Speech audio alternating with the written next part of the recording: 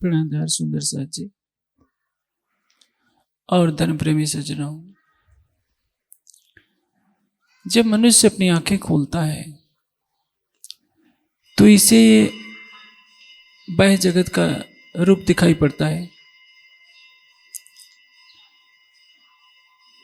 वो देखता है कि दहकता हुआ सूरज दिखाई दे रहा है, चंद्रमा दिखाई दे रहा है, सितारे दिखाई दे रहे हैं, आकाश है, ऋतुओं में खिलने वाले फूल हैं। सृष्टि का हर कण अपने स्थान पर गतिशील हो रहा है। सब कुछ समयबद्ध चल रहा है। एक अनुशासित प्रक्रिया के तहत सृष्टि का कार्य चल रहा है। इसको करने वाला कौन है?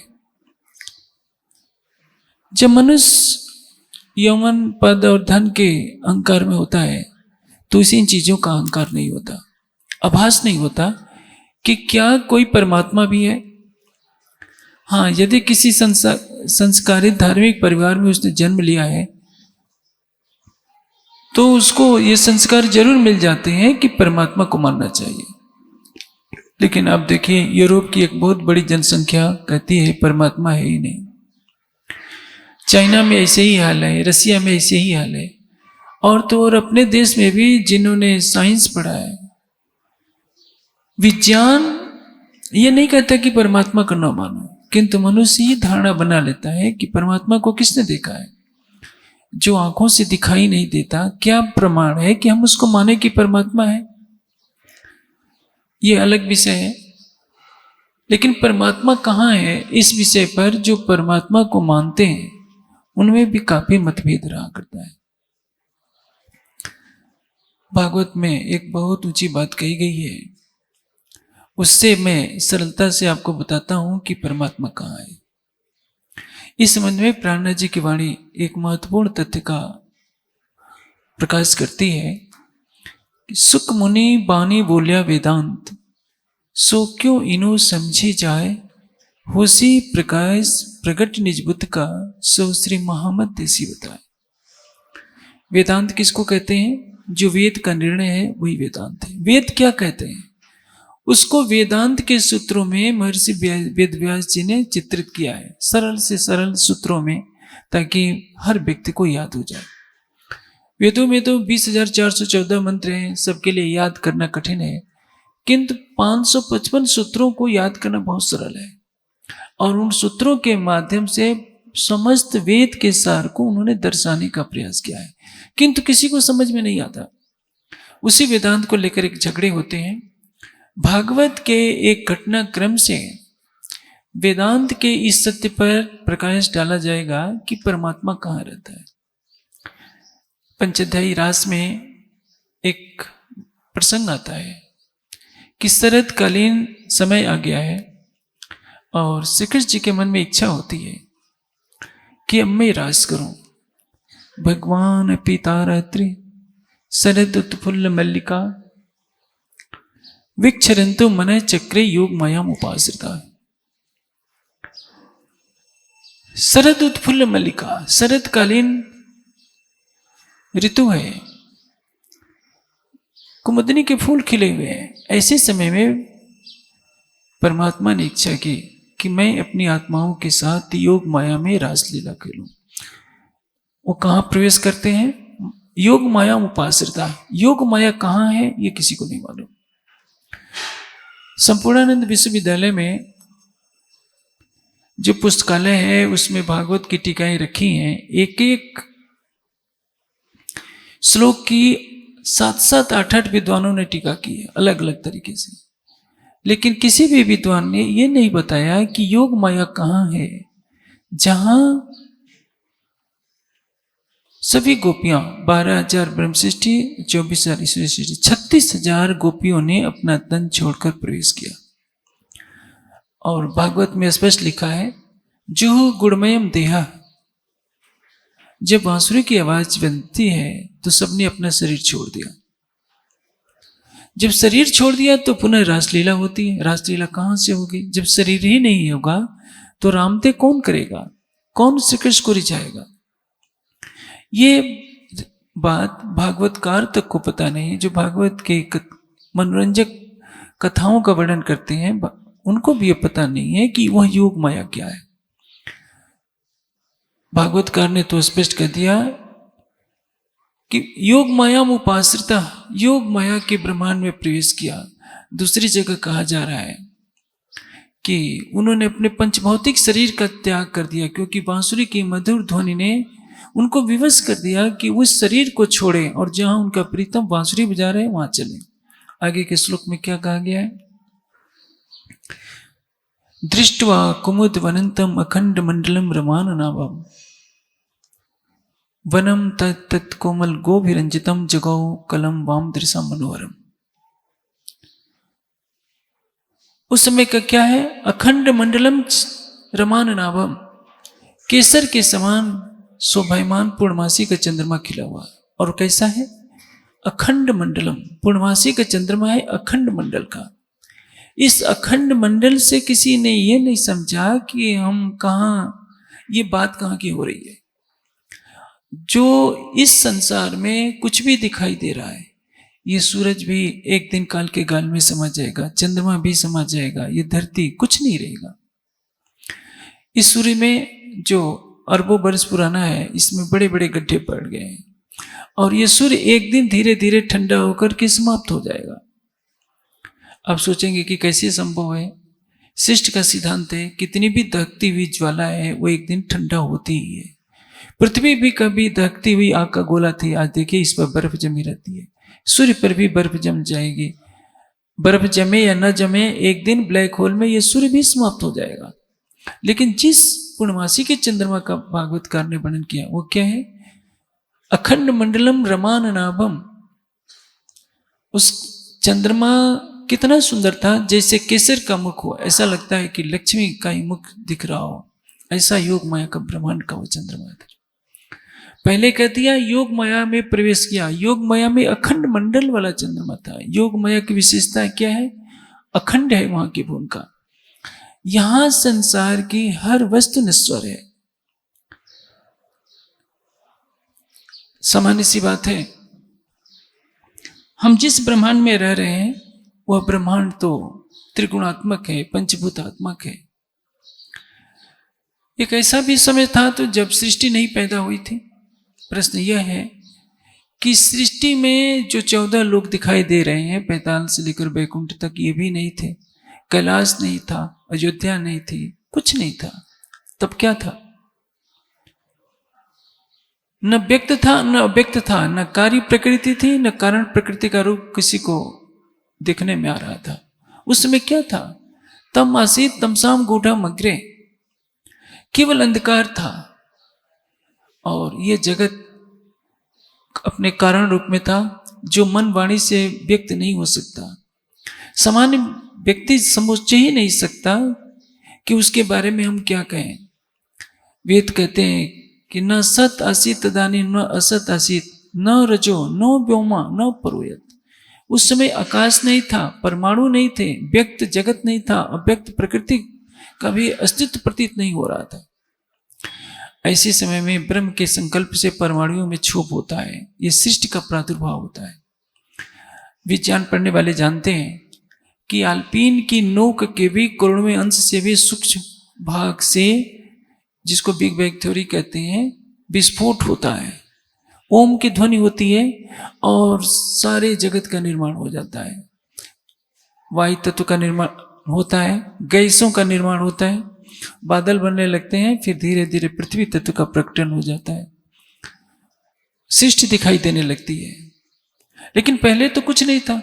जब सब कुछ प्रलय हो जाएगा तो भी कुछ नहीं बचेगा। कौन चला रहा है इस सृष्टि को? एक सामान्य व्यक्ति जो सवेरे उठता है, खेतों में काम करने जाता है या अपनी दिनचर्या में लग जाता है, ऑफिस में जाता है, दुकान पर बैठता है, शाम को थका माता आता है, खा पी करके सो जाता है। उसके पास कहाँ समय इन व्यर्थ की बातों को सोचने के लिए कि जब सृष्टि नहीं थी तब क्या था, और जब सृष्टि कर रहे होगा तब क्या होगा। लेकिन ये व्यर्थ की बातें नहीं है। यही तो जीवन का परम लक्ष्य है कि हम जाने हम वास्तव में हम हैं कौन। आज हमारा शरीर दिखाई दे रहा है, कभी हम छोटे बच्चे थे, बच्चे से किशोर अवस्था में प्रवेश किया, हमने युवावस्था में प्रवेश किया, हमारा विवाह होता है, गृहस्थ जीवन में प्रवेश करते हैं, हम बुढ़ापे की तरफ चल पड़ते हैं। एक दिन ऐसा होता है कि लाठी लेकर चलने लगते हैं, शरीर में चलने की शक्ति नहीं रहती, और अंतोगत्वा पक्षी पिंजरे से उड़ जाता है और इस शरीर को आग के हवाले कर दिया जाता है। यह शरीर जलकर राख हो जाता है, 5 तत्वों का पुतला 5 तत्वों में मिल जाता है। यही तो मानव जीवन की कहानी है।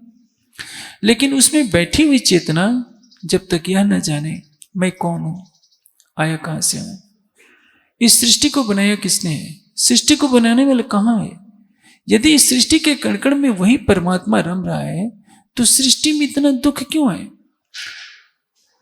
इस संसार में काम, क्रोध, मद, लोभ, अहंकार की अग्नि जल रही है। आग में लोहे को डाल दीजिए तो लोहा भी आग के समान दहकने लगता है। सृष्टि के कण में यदि परमात्मा है तो सृष्टि के कण में प्रेम क्यों नहीं, आनंद नहीं, क्यों नहीं है, शांति क्यों नहीं है। मैंने अभी आपको भागवत की बात सुनाई थी कि जो महारास की लीला हुई थी, रास किसको कहते हैं। उपनिषदों में कहा गया है कि रसो वैसा है, परमात्मा रस की राशि है, रस का अनंत भंडार है, किंतु वह रसरूप सागर जब उमड़ने लगता है, अपनी लहरों के साथ कीड़ा करते हैं, तो उसको क्या कहते हैं, रास। रास का अर्थ ये नहीं समझना चाहिए केवल नाचना कूदना, तो ये केवल हमारी समझने के लिए। एक छोटे बच्चे को देखिए, जब उसको मनपसंद चीज मिल जाती है, इच्छा से भी अच्छी चीज मिल जाती है, तो वो अपनी खुशियों को रोक नहीं पाता, वो मचकने लगता है। वो किसी संगीत विद्यालय में जाकर नृत्य कला की शिक्षा नहीं सीखा होता, उसके हृदय से आनंद फूटता है जो नृत्य में परिणित होता है। ये तो एक बच्चे का नृत्य है। परमात्मा क्या है, जितने अनंत की कल्पना हम कर सकते हैं, परमात्मा उससे भी अनंत से भी अनंत प्रेम का सागर है, आनंद का सागर है, क्रीड़ा का सागर है। वो कभी दुखी नहीं होता, कभी माता के गर्भ में नहीं आता, कभी बूढ़ा नहीं होता, कभी मृत्यु को प्राप्त नहीं होता। अनादि अनंतम माता ध्रुवम परम यत निचाय तत् मृत्यु मुखात प्रमुचते। जो उस अनादि अनंत सच्चिदानंद परमात्मा को जान लेता है, वो मृत्यु के मुख से छूट जाता है। वेद ने क्या कहा है, परमात्मा कहाँ है, आदित्य वर्ण तमसा परस्तात्, तमस के परे है।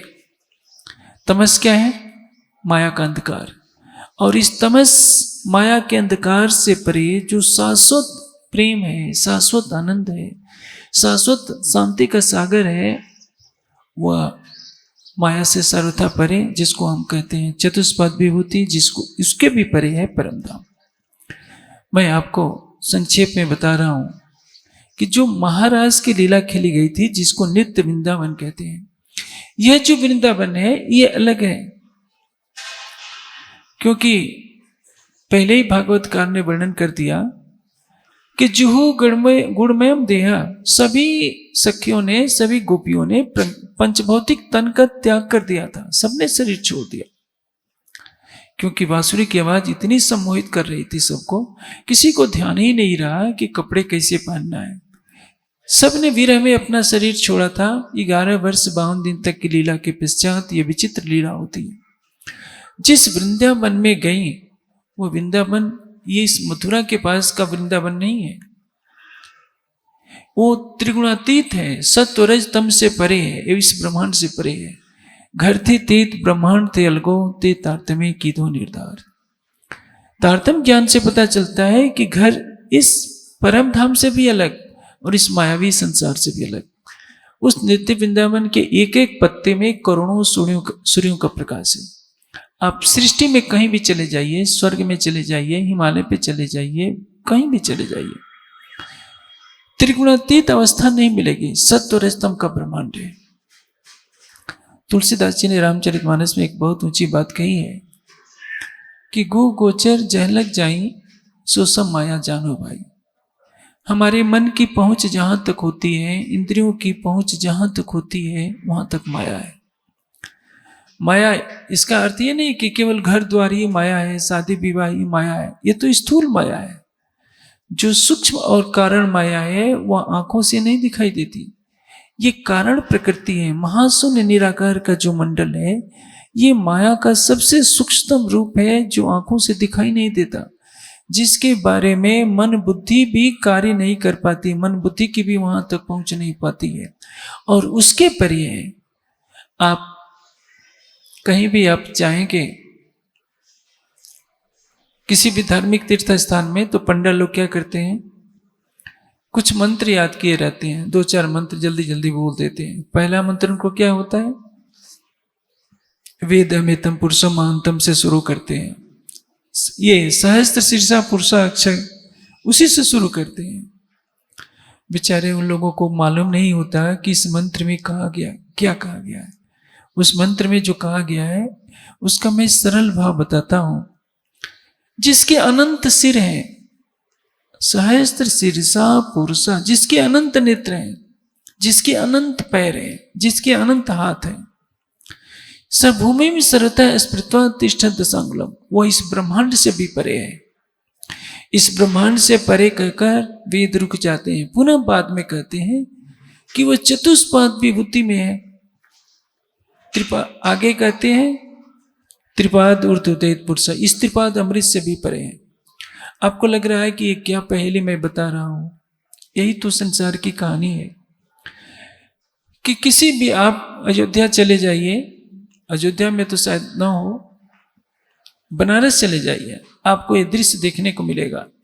आप किसी भी पंडित को 500 रुपया दीजिए, दक्षिणा तो देनी ही पड़ेगी, आप पूजन कराएंगे तो, क्योंकि आपको मुक्ति का उपहार उन्हीं के माध्यम से मिलना है। तो जो पहला मंत्र बोलेंगे वो इसी मंत्र का पाठ करेंगे, सहस्त्र शीर्षा पुरुषा सहस्त्र अक्षय सहस्त्र पाद। आगे कहेंगे कि वेदमेतम पुरुषम महांतम आदित्य वर्ण तमस प्रस्तात्। सारा ज्ञान तो कह दिया वेद में, लेकिन उसका कुछ भी अर्थ विचारों को पता नहीं होगा कि सहस्त्र शीर्षा पुरुषा कौन है, और कहा गया है कि उसके भी परे त्रिपाद ऊर्ध्वोदयित पुरुषा कौन है, आदित्य वर्ण तमसा प्रस्तात् कौन है। जब से सृष्टि पैदा हुई है पृथ्वी पर 1,96,08,53,123 वर्ष व्यतीत हो गए हैं। इन प्रश्नों का समाधान किसी के पास नहीं था। उन मंत्रों का पाठ होता रहा, आदित्य वर्ण तमसा प्रस्तात् सबने कहा।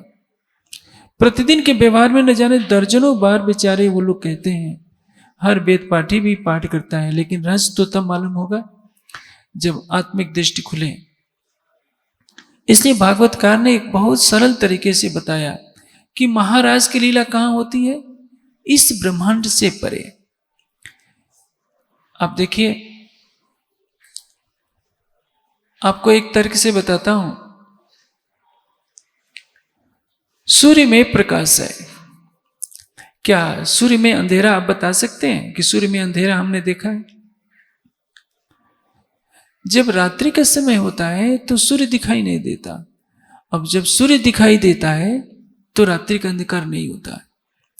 क्या रात के कड़कड़ में सूर्य व्यापक हो सकता है? कभी नहीं। संसार का ब्रह्म ज्ञान कुछ विचित्र है। संसार क्या कहता है कि रात के कड़कड़ में सूरज छिपा हुआ है, अर्थात संसार के कड़कड़ में परमात्मा बैठा हुआ है। जहां सूर्य का अखंड प्रकाश होगा वहां माया का अंधकार नहीं होगा, और माया के अंधकार के कड़कड़ में सूर्य का विद्यमान नहीं हो सकता। सूर्य में तो जो भी होगा सूर्य का स्वरूप होगा, एक सामान्य सी बात है। सूर्य में पृथ्वी भी चली जाए तो पृथ्वी भी सूर्य का स्वरूप बन जाएगी। आग के अंदर लोहा रहे, आग के अंदर कभी बर्फ नहीं हो सकती, क्योंकि बर्फ का गुण अलग है, अग्नि का गुण अलग है। अग्नि में लोहा डाल दीजिए, तांबा डाल दीजिए, कोई भी धातु रहेगी अग्नि के समान ही हो जाएगी। इसलिए जो ब्रह्म अनंत प्रेम का सागर है, अनंत आनंद का सागर है, अनंत शांति का सागर है, वो इस सत्व रजतम के संसार में नहीं होता। सत्व रजतम के संसार में उसकी सत्ता होती है। महाराज की लीला क्या कहां होती है? जहां अखंड ब्रह्म अपनी अखंड प्रकृति के साथ लीला कर रहा है। देखिए, प्रकृति का अर्थ क्या होता है? स्वभाव, गुण है। शक्कर है तो शक्कर के साथ मिठास का होना आवश्यक है, नमक के साथ खरापन का होना आवश्यक है। चंद्रमा में चांदनी है, चंद्रमा में शीतलता है, सूर्य में प्रकाश है। तो चांदनी और चंद्रमा एक साथ रहेंगे, अलग नहीं किया जा सकता। सूर्य और उसके प्रकाश को कभी अलग नहीं किया जा सकता। उसी तरह से जहां अखंड ब्रह्म अपनी अखंड माया के साथ लीला कर रहा है, उसको क्या कहते हैं? योग माया का ब्रह्मांड। परमात्मा श्री कृष्ण अपनी आत्माओं को लेकर कहाँ गए? योग मायाम उपाश्रिता, उस योग माया के ब्रह्मांड में गए, जहां माया का सूरज नहीं है, माया का चंद्रमा नहीं है, बल्कि एक एक कण में करोड़ों सूर्यों का प्रकाश है। वहां चंद्रमा नहीं, विद्युत नहीं, अग्नि नहीं। क्या कहा है गीता में कि न तत्र भाष्य सूर्यो न सशंको न पावका। जहां सूर्य नहीं चमकता, चंद्रमा नहीं, विद्युत नहीं, अग्नि नहीं, यद गत्वा न निवर्तन्तो, जहां जाने के बाद पुनः लौटता कोई नहीं है, तद्धाम परमम, मेरा वह परम धाम है। यहां बात किसकी की गई है? उसी योग माया के ब्रह्मांड की बात की गई है, जहां के कणकण में करोड़ों सूर्यों का प्रकाश है, कणकण चेतन है, कणकण प्रकाशमयी है, कणकण आनंदमयी है। वह अद्वैत की भूमिका है। और अद्वैत से भी परे क्या है? स्वलीला अद्वैत। हम काल माया के ब्रह्मांड में रह रहे हैं, इसको क्या कहते हैं? द्वैत की भूमिका है। यहां जीव है और माया है, और परमात्मा किस रूप में है? परमात्मा का प्रकाश है, उसकी सत्ता का प्रकाश है। उसके संकल्प मात्र से परमाणुओं में कंपन होता है, सृष्टि की रचना होती है। और इसमें क्या है? सुख और दुख है, जन्म है, मरण है, राग है, द्वेष है। एक तरफ हम भक्ति करते हैं, परमात्मा का ध्यान करते हैं, तो हमारे मन में पवित्रता होती है। कुछ समय के बाद वो पवित्रता समाप्त हो जाती है, काम क्रोध मद लोभ की अग्नि पुनः सताने लगती है। इस मायावी जगत में उजाला भी होता है, अंधकार भी होता है, पाप भी होता है, पुण्य भी होता है, शुभ अशुभ दोनों कर्म होते हैं। मनुष्य अपने शुभ कर्मों के फलस्वरूप सुख भोगता है, और बुरे कर्मों के फलस्वरूप दुख भोगता है। आप देखिए, यदि सृष्टि के कण में परमात्मा हो रहे हैं, तो मैं आपसे पूछूं, नरक में भी तो वही होना चाहिए। क्या आप में से कोई नरक जाने की इच्छा करेगा? कोई नहीं। जब सृष्टि के कण में केवल परमात्मा है, तो नरक में भी तो उसी को रहना चाहिए, लेकिन ऐसा नहीं है। स्वर्ग में कुछ ज्यादा दुख है, सुख है, वैकुंठ में कुछ उससे ज्यादा सुख है, और पृथ्वी पर सुख दुख ज्यादा है। सुख कुछ कम है, दुख ज्यादा है। आप सोचते हैं कि हमारे पास तो बहुत धन है, हम तो बहुत सुखी हैं। ऐसा नहीं है। इस समय तनाव से शायद ही कोई व्यक्ति होगा जो बचा हुआ होगा। कौन बचा होता है?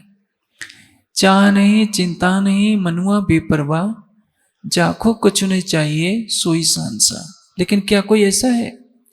लखपति करोड़पति बनना चाहता है, करोड़पति अरबपति बनना चाहता है, अरबपति खरबपति बनना चाहता है। किसी को शांति नहीं है, किसी को संतोष नहीं है। उपनिषदों ने क्या कहा? तम आत्मस्थम ये अनुपस्थिति धीरा, अपने आत्मा में स्थित होकर जो उस परमात्मा को देखते हैं, तेसाम शांति शाश्वतम न इतरेसाम, उन्हीं के पास अखंड शांति है, अन्य किसी के पास नहीं।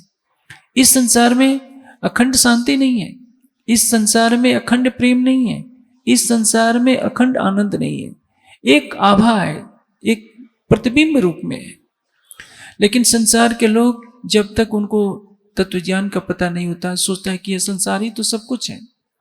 संसार में क्या होता है?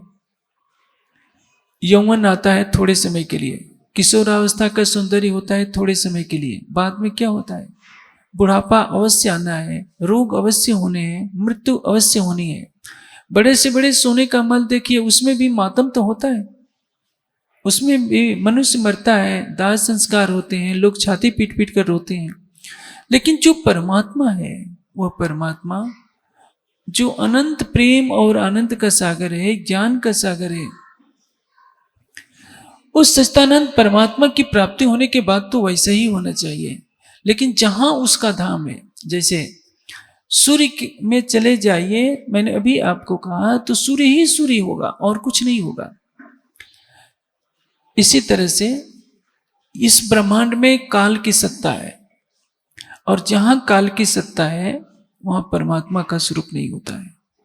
काल अवध कबु ब्रह्म भवन में तुम क्यों न विचारो सोई, अखंड साई जो यामी होता तो भंग ब्रह्मांड को न हुई। आप एक मोटी बात समझिए, कहा जाता है कि मृत्यु से हमें परे कौन छुड़ाएगा? परमात्मा। जहां कण कण में परमात्मा रम रहा है वहां तो मृत्यु होनी ही नहीं चाहिए, काल होना ही नहीं चाहिए, दुख होना ही नहीं चाहिए। यदि परमात्मा के धाम में ही दुख हो रहा है तो परमात्मा का धाम नहीं हुआ। जहां परमात्मा का धाम है अखंड आनंद होना चाहिए, अखंड प्रेम होना चाहिए, अखंड शांति होनी चाहिए, लेकिन ऐसा नहीं होता। मैंने भागवत के उदाहरण से आपको बताने का प्रयास किया कि जो महारास हुई थी इस संसार से परे, जहां 14 लोगों के ब्रह्मांडों का अस्तित्व नहीं है, अहंकार नहीं है, कारण प्रकृति नहीं है, निराकार का मंडल नहीं है, उस बेहद की भूमिका में हुआ। और उससे भी परे परमात्मा के लिए वेद ने एक बहुत ऊंची बात कही है कि वो त्रिपाद ऊर्ध्वदैत पुरुष है, इसके भी परे है स्वलीला अद्वैत परम धाम, जिसके लिए हमारे ऋषि मुनियों ने प्रार्थना की है क्या कि हे परमात्मा हमें वहां ले चल जहां केवल सत्य ही सत्य हो। अस्तो मां सदगमय। सत्य किसको कहते हैं? जिसका स्वरूप हमेशा एक समान रहे। अब ये सूरज क्या है? सत्य है, सूरज नष्ट हो जाएगा। ये धरती ये भी काल के काल में समा जाएगी। हमारा जो शरीर पैदा हुआ है ये भी नश्वर है। इसलिए परमात्मा जहां है, ऋषियों ने प्रार्थना क्या की, अस्तो मां सदगमय तमसो मां ज्योतिर्गमय। अज्ञानता के अंधकार से हे परमात्मा मुझे शाश्वत प्रकाश की तरफ ले चल। मृत्योर्माम अमृतम गमय, मृत्यु से अमृत की तरफ ले चलो। और इस जगत में आप सोचेंगे कि दुख क्यों हो रहा है, इसका कारण मैं आपको बताता हूं। आप यहाँ के किसी कुंभकार से कहिए कि भाई हमें मुझे बहुत अच्छे कुछ बर्तन बना कर दे दो, बेचारा कैसे बनाएगा?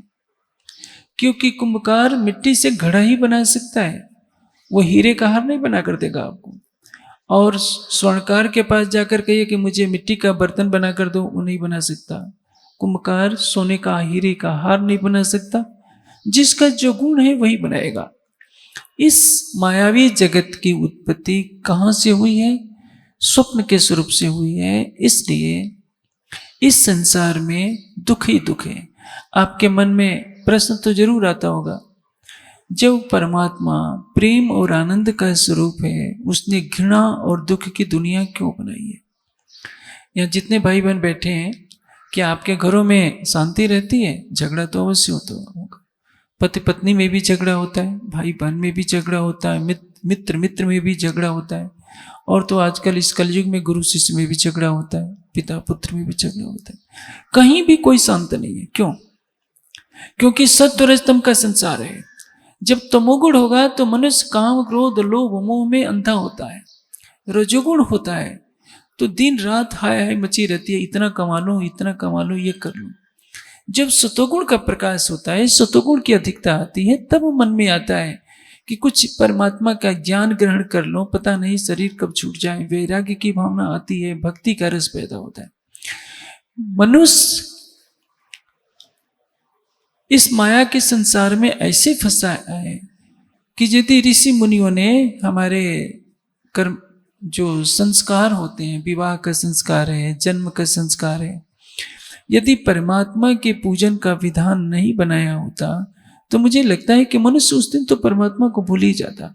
देखिए जब शादी विवाह होते हैं घरों में तो लोग कितने सड़कों पर नाचने लगते हैं। वो भूल जाते हैं कि जिसका हम विवाह कर रहे हैं वो एक दिन बूढ़ा भी होगा, एक दिन मरेगा भी, और नाचने वाले भी एक दिन श्मशान घाट में जाएंगे। लेकिन कौन सोचता है जब बुढ़ापा आ जाता है, लगता है कि अब मेरे मरने का समय आया है, तब लोगों को याद आता है अरे कुछ परमात्मा को याद कर ले।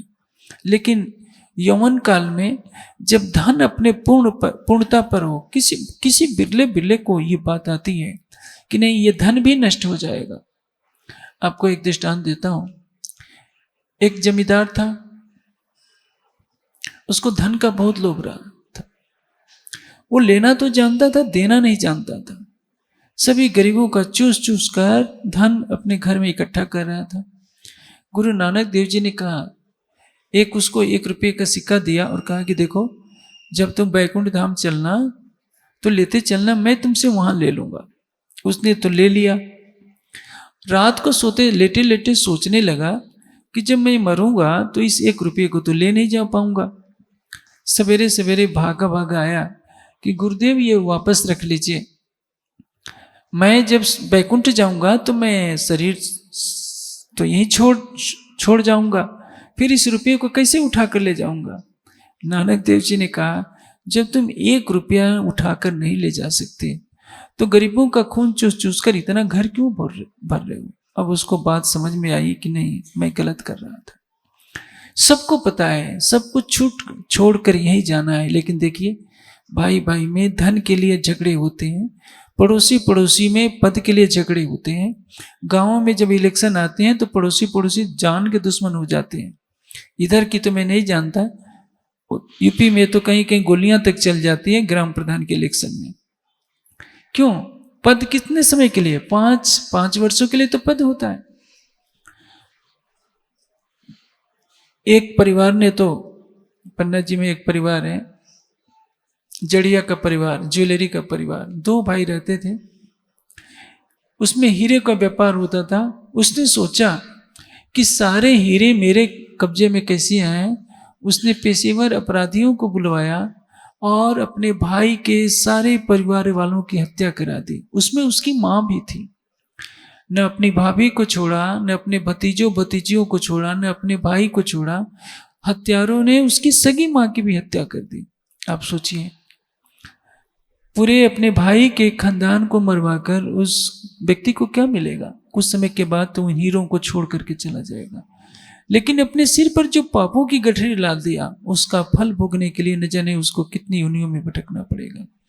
लेकिन मनुष्य के पास ज्ञान नहीं है कि मेरी उम्र हर पल बीत रही है।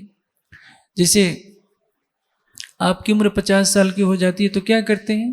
अपना जन्मदिन मनाते हैं, केक काटते हैं, सबको खिलाते पिलाते हैं, खुश होते हैं कि मैं 50 साल का हो गया, मैं 70 साल का हो गया। आपको पता नहीं कि इतने वर्ष तो आपकी उम्र से निकल गए। आप संसार में कहीं भी जाएंगे, मृत्यु आपका पीछा कर रही है। जैसे जैसे आपके शरीर के साथ छाया जुड़ी है, मृत्यु भी हर पल आपके पीछे लगी हुई है। आप जो भी कार्य कर रहे हैं, हर कार्य आपका देखा जा रहा है। लोहे की 7 दीवारों के अंदर भी आप पाप करेंगे तो ये मत सोचिए कि कोई नहीं देख रहा है।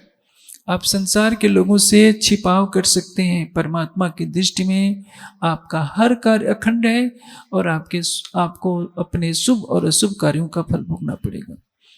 इस संसार की कहानी क्या है? इस संसार में असत्य है, जड़ है, दुख है। असत्य किसको कहते हैं? जिसका रूप हमेशा बदलता रहता है। ये सूरज भी जड़ है, चंद्रमा भी जड़ है, स्वर्ग भी जड़ है, पृथ्वी भी जड़ है। सत्य और रजतम का ब्रह्मांड है। जितने सूक्ष्म लोक होते हैं वो क्या होते हैं?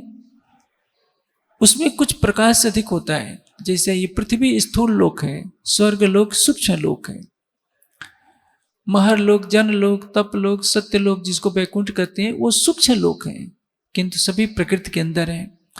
उनमें प्रकाश होता है, वहाँ बुढ़ापा नहीं होता, सुख मिलता है। तो बड़े बड़े ऋषि मुनियों को, योगी यतियों को वो स्थान प्राप्त हो जाते हैं। लेकिन मुक्त किसको कहते हैं? जहाँ से आना जाना न हो, जहाँ कण कण में परमात्मा का अनुभव हो, कण कण में प्रेम हो, कण कण में अनंत हो। वेद ने क्या कहा? यत्र ज्योति अजस्रम, जहाँ अनंत प्रकाश हो। यत्र ज्योति अजस्रम यस्मिन् लोके स्वहितम, जहाँ आनंद ही आनंद हो, जहाँ अनंत प्रकाश हो। हे परमात्मा, तस्मिन् माधे पावन अमृते लोके, मुझे उस पवित्र अमृतमय धाम में ले चल। अभी मैंने आपको कहा अस्तो मां सद्गमय तमसो मां ज्योतिर्गमय। किस लिए? सबने यही कामना की है कि हे परमात्मा, इस झूठे जगत से हमें ले चल। यहां तो मृत्यु का बखेड़ा है। अभी कोरोना का समय गया, आप देखिए चारों तरफ लाशों का दाह संस्कार करना कितना कठिन हो गया था। परम धाम में कोई मरता नहीं है, परम धाम में कोई बूढ़ा नहीं होता। हम जन्मे हैं तो मरेंगे, जातस्य ही ध्रुव मृत्यु। जो जन्मा है वो मरेगा, जो जवान है वो बूढ़ा होगा, जो बूढ़ा होगा पुनः जन्मेगा, जो आज सुखी है वो दुखी होगा, जो दुखी है वो सुखी होगा। कर्म फल के अनुसार सबको सुख और दुख का भोग करना पड़ता है। जो आज कंगाल है अपने शुभ कर्मों से धनवान भी हो सकता है, और जो धनवान है यदि उनके कर्मों में शुभ का अस्तित्व कम हो जाएगा तो कंगाल भी हो सकते हैं। क्योंकि पागल गाय की तरह लक्ष्मी कभी स्थिर नहीं रहा करती, हमेशा सृष्टि में परिवर्तन होता रहेगा। इसके परे जो अद्वैत भूमिका है, जिसके लिए अभी आपको मैंने कहा योग माया का ब्रह्मांड, जहां अखंड ब्रह्म अपनी अखंड माया के साथ लीला कर रहा हो, उसको कहते हैं योग माया का ब्रह्मांड। ये ब्रह्मांड क्या है? काल माया का ब्रह्मांड। ये काल की सत्ता के अधीन है। मैंने आपको बताया ये ब्रह्मांड पूरा लय हो जाएगा। सतरजतम की ये भूमिका में जवान बूढ़ा होगा, बूढ़ा मर जाएगा।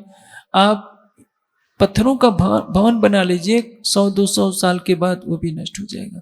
जब सूरज नहीं रहेगा, धरती आकाश नहीं रहेंगे, तो आपका महल कहाँ से रहेगा, शरीर कहाँ से रहेगा? सृष्टि में ऐसा कोई भी पदार्थ नहीं है जो मृत्यु को प्राप्त न होता हो, नश्वरता को प्राप्त न हो, क्योंकि ये काल की शक्ति के अधीन है। कालमय की रचना कैसे होती है मैं आपको बताता हूं। जैसे आप इस गांव में सो जाते हैं, सोते सोते आप दिल्ली पहुंच जाते हैं, मुंबई पहुंच जाते हैं। कैसे कैसे? निद्रा आती है तो सपना आता है। सपने में आप स्वयं को कहीं और पाते हैं। जब कोई व्यक्ति आपको ये उठा देगा तो क्या होगा?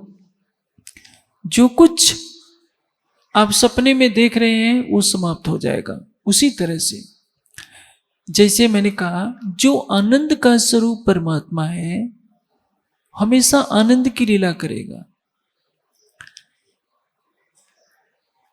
जो प्रेम का स्वरूप है केवल प्रेम की लीला करेगा।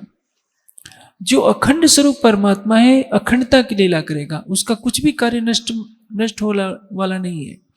इसलिए जो परमात्मा सतचित आनंदमयी है वह क्या है? अक्षरातीत के सतंग का स्वरूप, जिसको कहते हैं अविनाशी ब्रह्म। और उसके मन को क्या कहते हैं? प्रणव, ओंकार।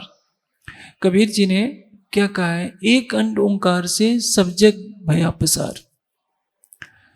वह प्रणव ओंकार जब इस मोह सागर में माया में प्रतिबिंबित होता है। जैसे कैसे?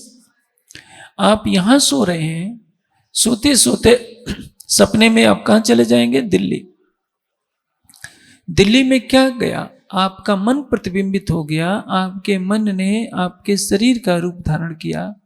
आपका सारा चाल चलन लेकर आपका मन वहां पर दिल्ली पहुंच जाता है। आपका किसी से झगड़ा होता है, आपको किसी ने चांटा मार दिया तो आप घबरा करके पलंग से उठ जाते हैं। फिर आपको एहसास होता है कि अरे मैं तो सपने में दिल्ली चला गया था, वास्तव में नहीं था। जब तक सपने में चल रहे हैं तब तक आपका एक रूप दिल्ली में भी गया था। इस शरीर से आपका कुछ कम नहीं हुआ बस, लेकिन यह है कि यह शरीर स्वयं को भूल गया कि मैं यहाँ हूँ। वो दिल्ली में अपने को देख रहा होता है। उसी तरह से इस प्रकृति मंडल को क्या कहते हैं? नार। आपो नारा इत प्रोक्ता आपो वही नर सुनवा। मनुस्मृति में कहा है कि जब सृष्टि नहीं थी तब उस समय क्या था? आसीत इदम तमोभूतम अप्रजातम अलक्षणम अतर्क्यम अप्रमेयम प्रसुप्तम इव सर्वथा। जगत की उत्पत्ति से पहले इस कारण प्रकृति का स्वरूप क्या था? अतर्क्यम। किसी भी तर्क से नहीं जाना जा सकता कि सृष्टि से पहले कैसा था। किसी भी उपमा से नहीं जाना जा सकता। गहन अंधकार से ही जगत ढका हुआ था केवल कारण प्रकृति में। उसमें अक्षर ब्रह्म का मन प्रणव प्रवेश करता है और स्वयं को आदि नारायण के रूप में देखने लगता है। आपो नारा इत प्रोक्ता आपो वही सुनवा ताय दस अनमित नारायण इत स्मृता। संकल्प करता है सृष्टि बने। परिणाम क्या होता है? जो जागृत में था वही मोह सागर में प्रतिबिंबित होकर आदि नारायण के रूप में समस्त सृष्टि की रचना करता है।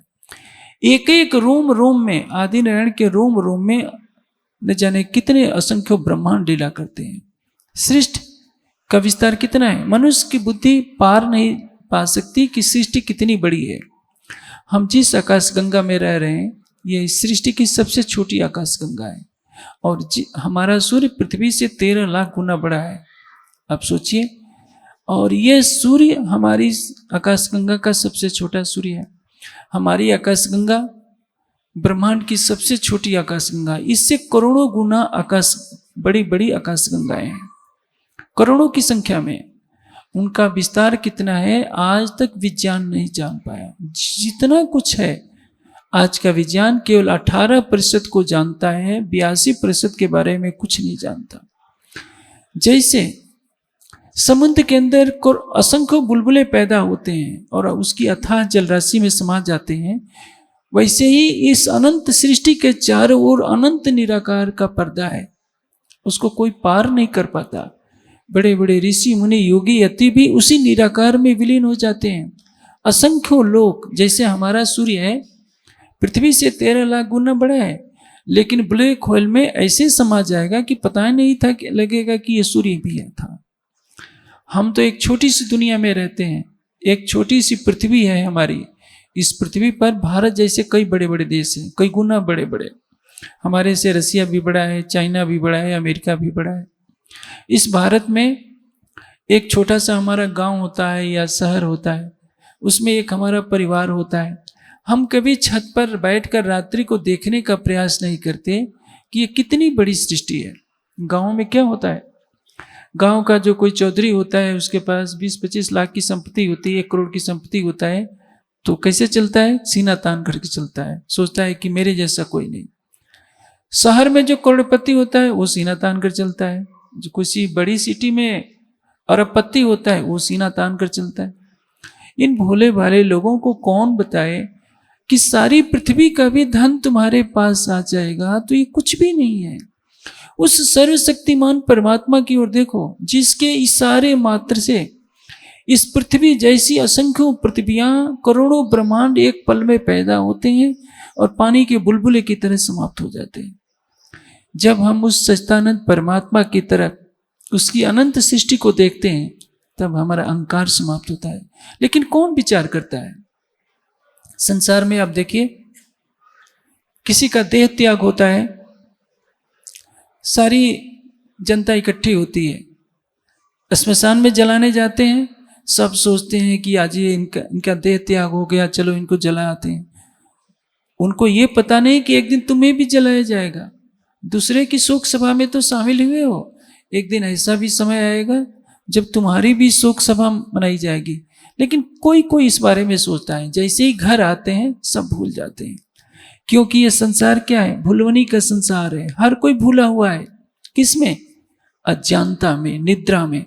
जैसे अभी प्रकाश है, दिन के उजाले में आप सभी एक दूसरे को देख रहे हैं, पहचान रहे हैं, लेकिन रात्रि का समय होता, लाइट बंद हो जाए तो आप अपने से 5 कदम की दूरी पर भी बैठे हुए व्यक्ति को देख नहीं पाएंगे। इस संसार में क्या है, आप अपने शरीर को ही तो देख रहे हैं कि मेरा ये नाम है, मेरा ये रूप रंग है, मैं बच्चा पुरुष हूँ या स्त्री हूँ, मेरा रूप रंग क्या है, मेरे पिता का नाम क्या है। ये किसकी पहचान है? शरीर की, आपकी आत्मा की पहचान नहीं है। आपको ये नहीं पता कि जब आपका जन्म नहीं हुआ था, माता के गर्भ में आप आए भी नहीं थे, आप कहाँ थे इसके पहले। और आप ये भी नहीं जानते हैं कि जब आपका शरीर छूटेगा तो आपको जाना कहाँ है। हमारा जीवन कितना दिखाई देता है, शरीर की उम्र को हमने अपना जीवन माना है, शरीर को ही हमने अपना स्वरूप माना है। हम अपनी आत्मा के बारे में नहीं जानते। जब ये जगत नहीं था तो कैसी स्थिति थी, कैसा वो परमात्मा है, इसके बारे में किसी को जानने की इच्छा नहीं होती, क्योंकि संसार निद्रा से पैदा हुआ है। नींद में जो कुछ दिखाई दे रहा है वही उसको अच्छा लगता है। वैसे तो ये गुजरात की धरती है जहाँ धर्म के प्रति रुचि है, लोगों में जिज्ञासा होती है, कथा चर्चा बैठ करके सुनते हैं। लेकिन संसार में बहुत से ऐसे स्थान हैं जहाँ आप किसी को यह बात बताइए तो क्या कहेगा, भाई कब पल्ला छूटेगा, हमें तो किसी पागल से पाला पड़ गया था, क्या क्या बोलते रहते हैं, आत्मा को जानो, परमात्मा को जानो, हमें क्या लेना देना। हमें तो यह सीखना है कि यावत जीवेत सुखम जीवेत, चार्वाक ने क्या कहा है, जब तक जीवो सुख से जीवो, ऋणम कृत्वा घृतम पिबेत, ऋण लेकर भी घी खाओ, क्योंकि भस्मीभूत से देह से पुनः आगमनम होता, जो शरीर नष्ट हो जाता है उसको अब पुनः मिलना संभव नहीं होता। मैं वही बात कर रहा था, इस संसार में दुख क्यों है, अज्ञानता क्यों है, क्योंकि ये अज्ञान से ही पैदा हुआ है, निद्रा में ही पैदा हुआ है। आप अभी बैठे हैं तो जागते में तो आप सो नहीं, सपना नहीं देखेंगे। सपना कब देखेंगे, जब नींद आएगी तो सपना आएगा, नींद में आप अपने को भूले रहते हैं। इसलिए ब्रह्म का मन जब संकल्प करता है कि सृष्टि बने, तो उसी संकल्प में उसका मन निद्रा अर्थात कारण प्रकृति में प्रवेश करता है और नारायण का रूप लेता है, उससे क्षर जगत की रचना होती है। गीता में 3 पुरुषों की विवेचना की गई है।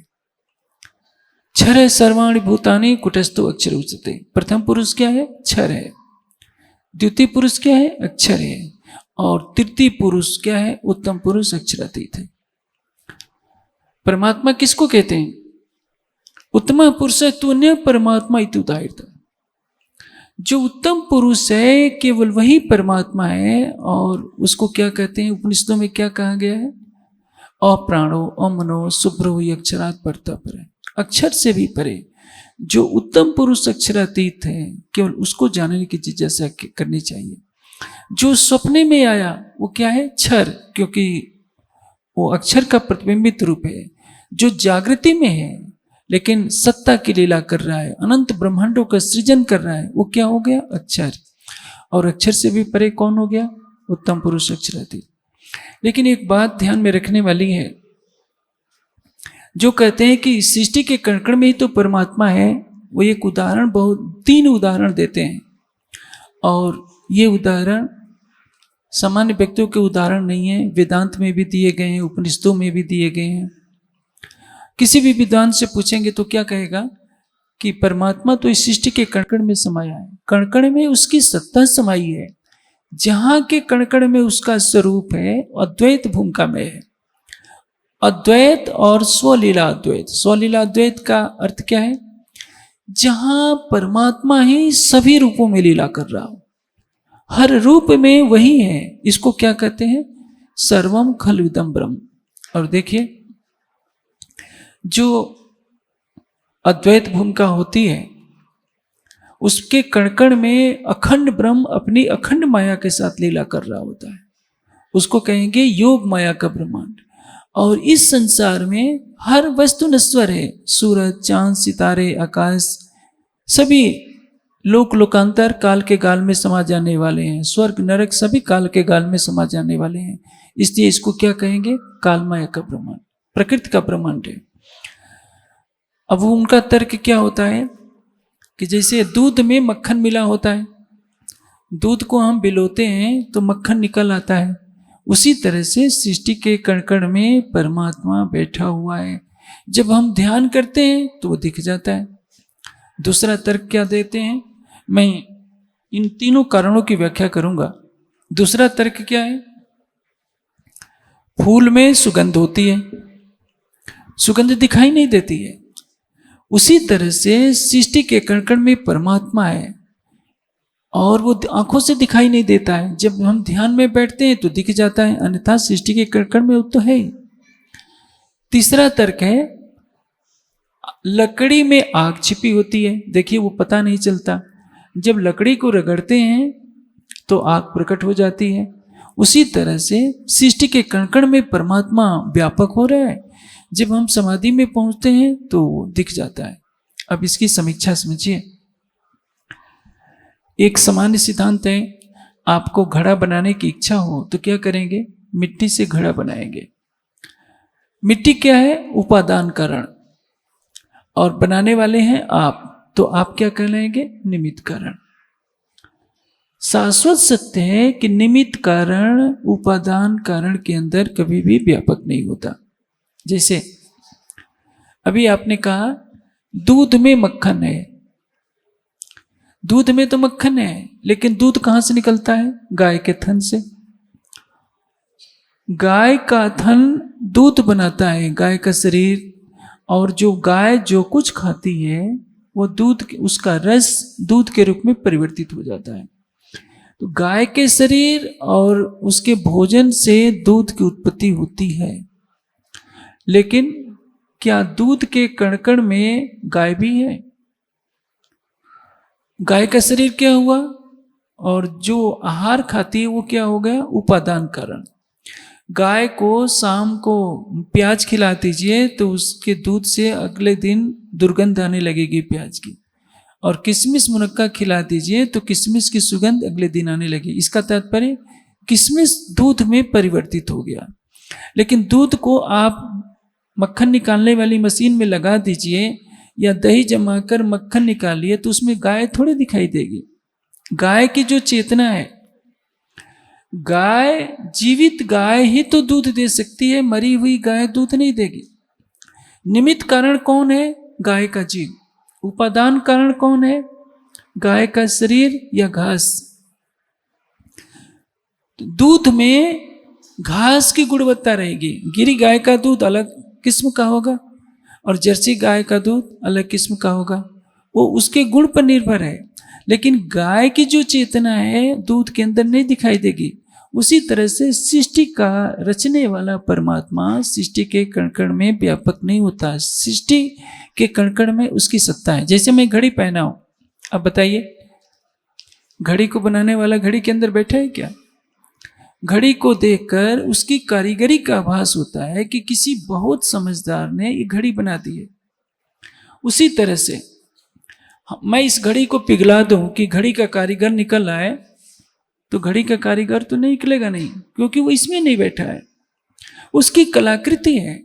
इस सृष्टि के अंदर सूर्य चंद्रमा की कलाकृति, सूर्य चंद्रमा के रूप में परमात्मा की असीम सत्ता दिखती है। असंख्य ब्रह्मांड।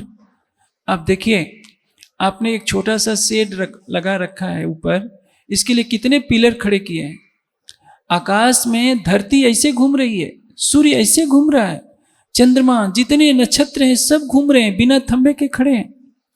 बिना तेल और पेट्रोल के ही धरती भी घूम रही है। सृष्टि का एक एक कण, अणु, मोलेकुल्स, एटम सभी घूम रहे हैं। नाभिक के चारों इलेक्ट्रॉन प्रोटॉन घूम रहे हैं। 1000 किलोमीटर के वेग से नहीं, बहुत अधिक, लाखों किलोमीटर के वेग से एक एक अणु परमाणु की गति होती है। आप सोचिए, सारी सृष्टि में गति कौन देने वाला है? तो दूसरा जो उदाहरण होता है फूल में सुगंध का। फूल को किसने लगाया है? माली ने लगाया है। फूल में जो सुगंध है उस फूल का स्वाभाविक गुण है, उसमें छिपी रहती है सूक्ष्म रूप से। फूल भी जड़ है, उसकी सुगंधी भी जड़ है। जैसे अभी दूध की बात मैंने की थी, दूध भी जड़ है और दूध से निकलने वाला मक्खन भी जड़ है। दूध में तो मक्खन मिला ही रहता है, लेकिन दूध के अंदर गाय का जीव नहीं मिला रहता है। दूध को मथने से गाय नहीं निकल सकती। और फूल को लगाने वाला कौन है? निमित्त कारण माली है। आप फूल के सुगंध का आनंद तो ले सकते हैं, लेकिन फूल को आप कितना भी उसका अर्क निकालिए, उसको पीसिए, कहीं माली नहीं निकलेगा, क्योंकि निमित्त कारण उपादान कारण से हमेशा परे होता है। जो तीसरी चीज है लकड़ी में आग की। देखिए, नीम की लकड़ी को जलाएंगे तो कड़वाहट का अनुभव होगा, चंदन की लकड़ी को जलाएंगे तो सुगंध का अनुभव होगा। तो वेदांत के एक सूत्र में तर्क दिया गया है कि जैसे लकड़ी की दुर्गंध या सुगंध का अग्नि से कोई संबंध नहीं होता, उसी तरह से अग्नि जैसे लकड़ी में व्यापक है, परमात्मा भी सृष्टि के कण कण में व्यापक है। ये तर्क छोटा तर्क नहीं है, मैं आपको बताता हूं। लकड़ी में जो अग्नि है वो कारण रूप से व्यापक है। अग्नि क्या है? जड़ है और उपादान कारण है लकड़ी का। अग्नि से क्या प्रगटा? जल। जल से क्या बना? पृथ्वी। पृथ्वी से वनस्पतियां पैदा होती हैं। उन वनस्पतियों में अग्नि तत्व स्वाभाविक रहेगा। जैसे पृथ्वी तत्व पर, पृथ्वी तत्व के अंदर अग्नि भी है, जल भी है, वायु भी है, आकाश भी है। उसी तरह से प्रत्येक पेड़ पौधे में अग्नि तत्व रहेगा। वो अग्नि तत्व भी जड़ है, वो उसका कारण रूप उपादान कारण है। तो जब लकड़ी जलाई जाती है तो लकड़ी का उपादान कारण अग्नि प्रकट हो जाती है। इस तर्क को कभी भी यह नहीं घोषित किया जा सकता कि परमात्मा भी इस सृष्टि के कणकण में व्यापक है। कणकण में क्या है? परमात्मा की सत्ता है। जिस किसान ने लकड़ी को, किसी पेड़ को लगाया है, वह किसान लकड़ी को जलाने पर बाहर नहीं निकलता। संसार अजंता बस परमात्मा को कहां खोज रहे हैं? इस सृष्टि के कणकण में उस सच्चिदानंद परमात्मा को खोज रहा है। वेद ने क्या कहा? हे परमात्मा, शुक्रम ते अनत यजतम अहनिद्यो इवसी। हे परमात्मा, जो तेरा पूजनीय स्वरूप है वो अनंत सूर्यों से अधिक प्रकाशमान है, और तेरा रूप कैसा है? दिन के उजाले के समान प्रकाशमयी। ये जगत कैसा है? अज्ञानता के अंधकार जैसा। आप जब हवाई जहाज में यात्रा करते हैं तो आप बताइए, ऊपर आकाश में जाने के बाद कैसा दिखाई देता है? हो सकता है जहाज से तो देखने पर पता चल जाता है कि सूरज उगा हुआ है, लेकिन यदि आप अंतरिक्ष यान में आगे जाएंगे तो हो सकता है आपको सूरज नहीं दिखाई दे, या बहुत ज्यादा दिखाई दे, ये भी हो सकता है। सारी बात को छोड़िए, रात्रि के समय तो चारों तरफ अंधकार होता है। हमारा जो सूर्य है, इसका प्रकाश तो पूरी आकाश गंगा में आज तक नहीं गया। सूर्य की ओट में आ जाने के कारण एक तरफ अंधेरा होता है, पृथ्वी के एक तरफ उजाला होता है। आप अंधेरी रात में सोचिए, यदि सूर्य नहीं होता तो सारे संसार में तो केवल अंधकार ही अंधकार है। समस्त सृष्टि में आज तक कभी प्रकाश नहीं गया, तो ये सूर्य कहां से पैदा हुआ है? अंधकार से।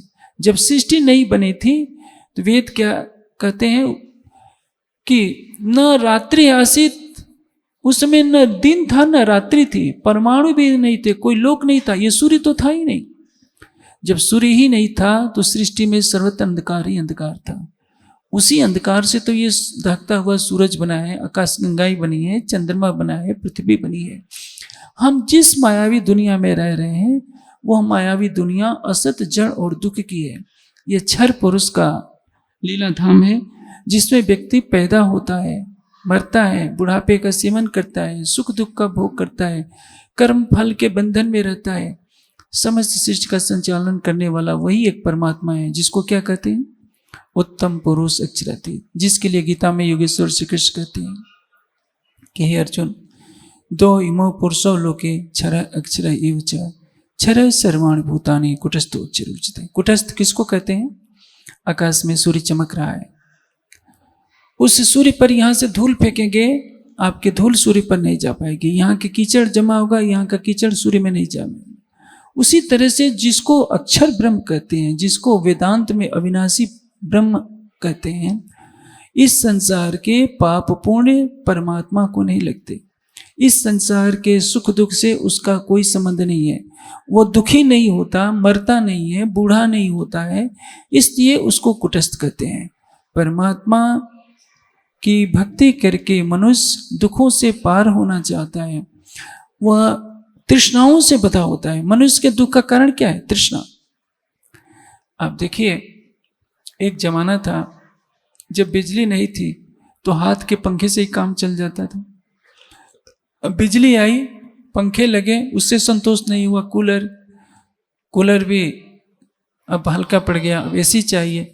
एसी में भी कोई बटन से चलने वाला नहीं, रिमोट से सब कुछ। टीवी भी चलाइए तो रिमोट चलाइए। मनुष्य क्या चाहता है? उसके सुखों की कोई सीमा नहीं है। जैसे जैसे सुख आते जाते हैं, क्योंकि उसके मन में सुख की कामना तो है, लेकिन वह सुख परमात्मा में नहीं खोजता, प्रकृति में खोजता है। आप सड़क पर चलिए कार से, आपकी कार के एक फरलांग आगे पानी दिखता है, वो पानी नहीं होता, वो क्या होता है? उसको मृग तृष्णा का जल कहते हैं। आपकी कार जैसे ही वहां पानी के स्थान पर पहुंचेगी तो क्या दिखाई देगा? वही काली सड़क से दिखाई देती है, एक बूंद भी पानी नहीं होता। मृग तृष्णा का जल किसको कहते हैं? जैसे सूखे रेगिस्तान में, जहाँ राजस्थान का रेतीला भाग हो, कच्छ भुज का, देखिए आजकल तो कच्छ भुज भी बहुत हरा हो गया है। लेकिन जहाँ केवल बालू ही बालू हो, वहां पर दूर से देखने पर लगता है हिरन को कि वहां पर पानी का तालाब है। भागता हुआ हिरन जब वहां जाता है तो देखता है कि यहाँ तो पानी एक बूंद नहीं, वहां तो केवल बालू ही बालू है। फिर दूर उसको दिखाई देता है कि वहां पानी है। बेचारा पानी की खोज में तड़पते तड़पते अपने प्राणों को छोड़ देता है। वैसे ही मनुष्य है। मनुष्य भी सुख की तृष्णा में भागा फिर रहा है। आंखों से वो सुंदर रूप देख करके खुश होता है, त्वचा से कोमल स्पर्श पाकर खुश होना चाहता है, जीवा से स्वादिष्ट पदार्थों का सेवन करके वो खुश होना चाहता है, नासिका से सुगंध लेना चाहता है। इन विषयों में सुख नहीं है। सुख कहाँ है? सुख का सागर कौन है? केवल परमात्मा।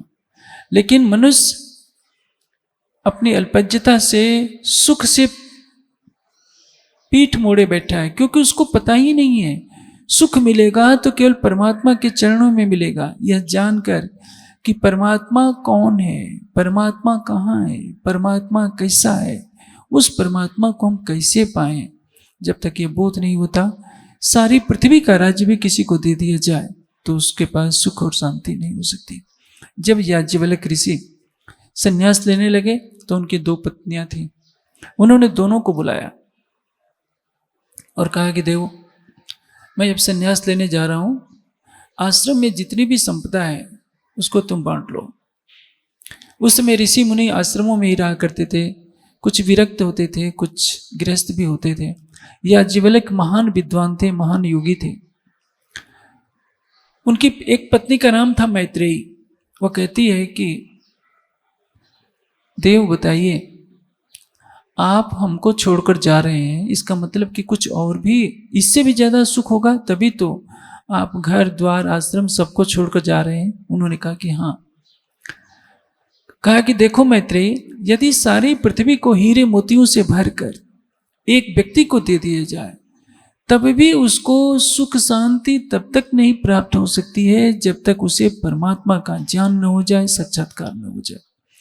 तो मैत्रेयी कहती है कि जब आप संन्यास लेकर उसी परमात्मा की भक्ति के लिए जा रहे हैं तो मुझको ये माया का धन क्यों दे रहे हैं? मुझे ये सब नहीं चाहिए।